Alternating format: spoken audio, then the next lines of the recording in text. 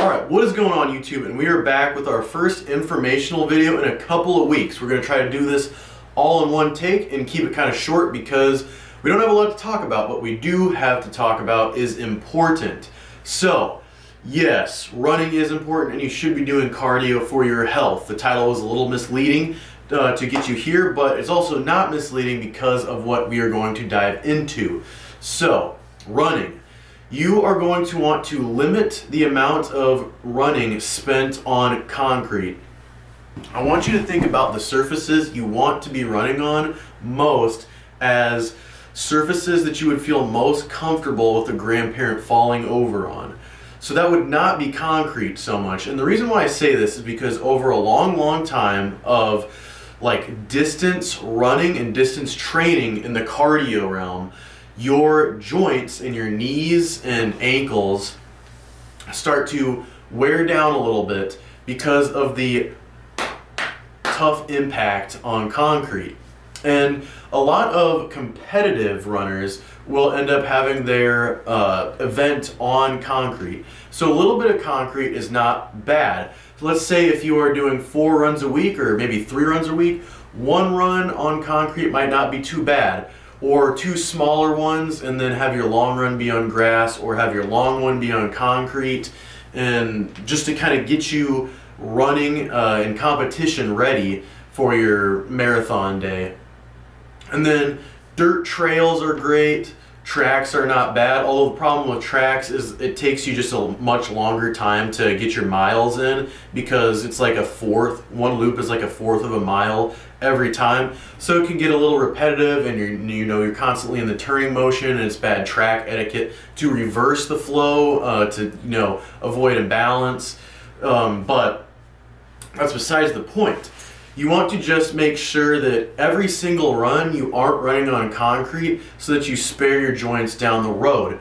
And you can also spare your joints when you're running by doing elliptical work to get your heart rate up and get your body moving, but you're not having that impact on the ground when you're doing the elliptical. It's all cyclical motion, which will help you get the cardio aspect of the workout, just not the impact training. Impact training is important, you just don't want to overdo it because your cartilage does not hypertrophy in the same way as your muscles. It takes a much longer time, and diet and rest is more important in that than the actual like nitty-gritty like boom training style. You can't just hypertrophy it day after day like you can muscle. Some impact training is good for your cartilage, but there is a point of diminishing returns, absolutely. So especially for my heavier fellas in shotties. If you are heavy by muscle or heavy by fat, it doesn't matter, that's the same amount of pressure on joints. Although with athletes, the muscle that surrounds your joints is going to act as kind of a helper, but you still want to be mindful. The muscle around your joints is going to act as kind of a sleeve and almost like added joint, but there's a point of diminishing returns with that too. And the heavier you are, the more weight that bears down on the joints, the more damage that cartilage sustains over time. So, and if it's fat, it goes double.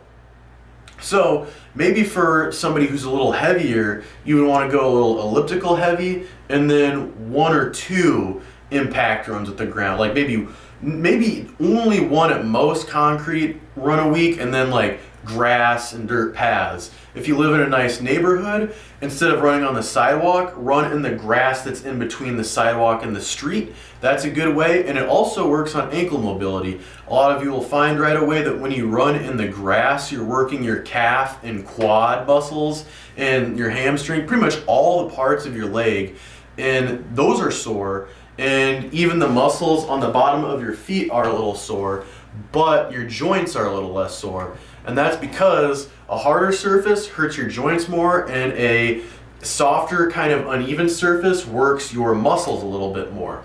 So keep that in mind.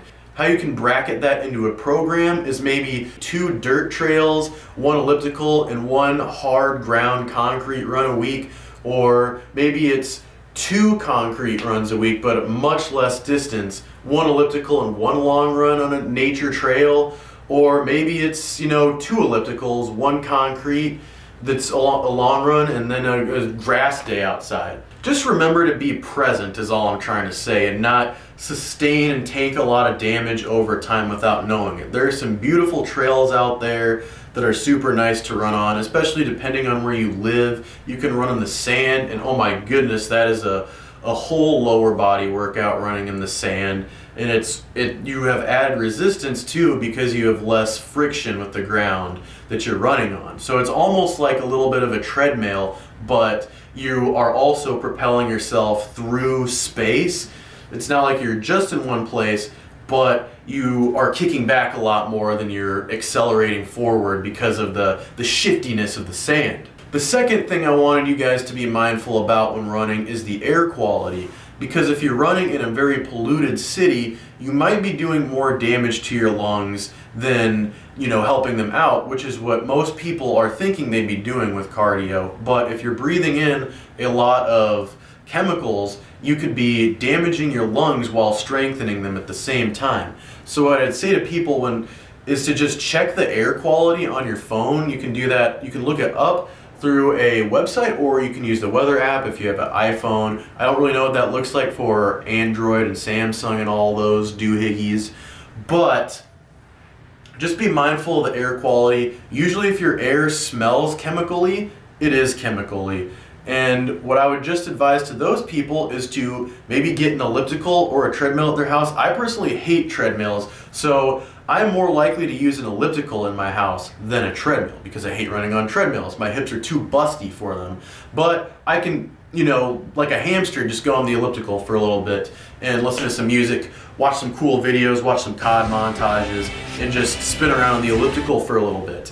And I don't have an elliptical, but I go to the gym for that. So the gym could be a great place to run. Indoor track, like high school indoor track, is pretty good if you can get into one of those. If your track is in an ice rink, you are also going to be exposed to some harmful chemicals because of the Zambonis. The fuel those things emit in a closed space is also going to poison your lungs over time. Maybe not drastically, and I always want to emphasize that movement is better than no movement. Staying in shape is immeasurably helpful, but I just don't want anybody to be going in absent-minded and poisoning themselves in any way, or hurting themselves over time. Overuse injuries are a real thing, and harmful chemicals are a real thing. Some of the healthiest people you will find end up getting, heinous diseases still out of nowhere, and it's because a lot slips through the cracks. There's a lot to be mindful of and present of.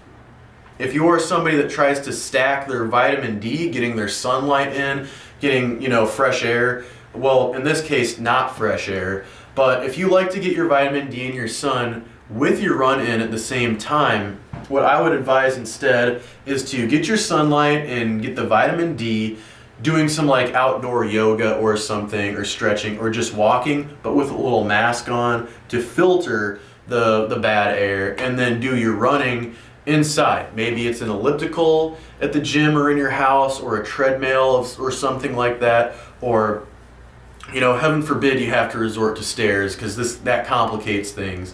Maybe you make a trip out to a place that has better air quality. If you're in a forested path that has a tree canopy over it, that'll shield you a little bit. Trees do increase the air quality and they filter out a little bit of the toxins, but still, you want to be mindful of it. If you absolutely have to run outdoors, you have nowhere else to run, find a trail with some trees and a nice canopy that shields you from some of the harmful chemicals, because I really wouldn't recommend anybody run with a mask on. I wanted to go back and add to this section because in the original video I recorded, I was talking about carbon monoxide poisoning, and it's carbon dioxide, not monoxide. And you don't get poisoned, but you really don't want to be inhaling too much carbon dioxide over your lifetime. But that's excluding the obvious drawback of wearing a mask while you're doing zone 2 or above cardio, and that's just that you're not inhaling as much oxygen. You're not getting enough oxygen while you are running when you're wearing a breath mask. So for that reason, I would try to avoid running while wearing a face mask or whatever.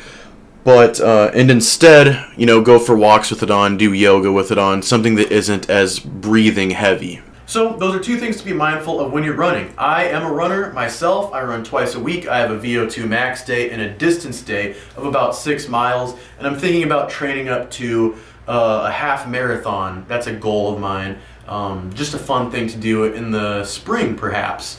So my training could increase to like 3 times per week, a medium distance run, a long run, and a VO2 max. But training on grass is something that a good friend of mine recommended, and since I added it into my routine, I noticed the benefits, and then I started hearing more about the benefits, and then I said, I'm going to talk about the benefits so that, other people can be helped out in their running as well. So, thank you guys so much for watching. I hope you guys enjoyed. Remember to do your cardio, just do it safely because it's the most important form of exercise, and a healthy heart is a good life. And God bless you guys. Peace out, and I'll see y'all next time.